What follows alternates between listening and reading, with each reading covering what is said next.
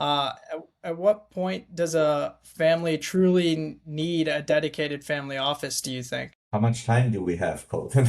Well, we're It's on your clock. it's interesting question to look at for people on the outside.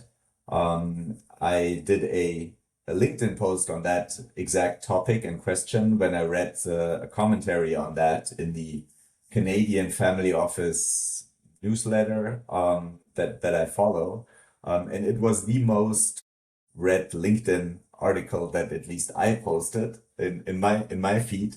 Because the question obviously is a crucial one, right? When people become wealthy, they obviously then ask themselves, when do I need such a thing called family office? And the complexity comes in that there's no clear definition to begin with. What is a family office? What should it do? What shouldn't it do?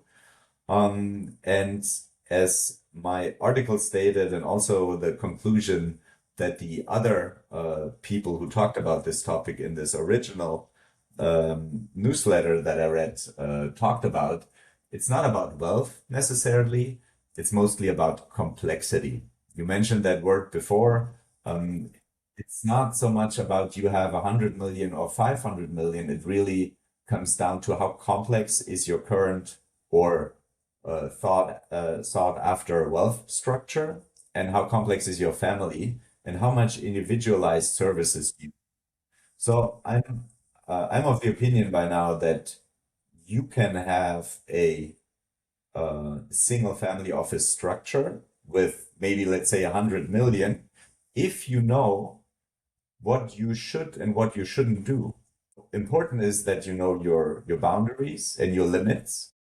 But I'm also of the opinion that if you really want, and we talked about or highlighted that word before, if you really want good governance, then I would I would follow the advice also of others in the field who say 500 million plus is probably the better mark to really build a good single family office setup.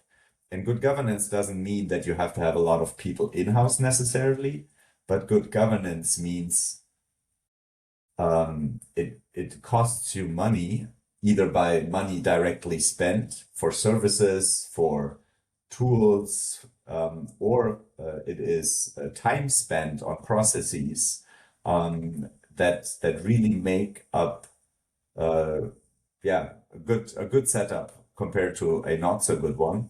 And for that, you need a certain threshold of wealth that your cost basis doesn't get too big compared to your investment basis, right? Definitely. Yeah. Yeah. So it's a complex topic, but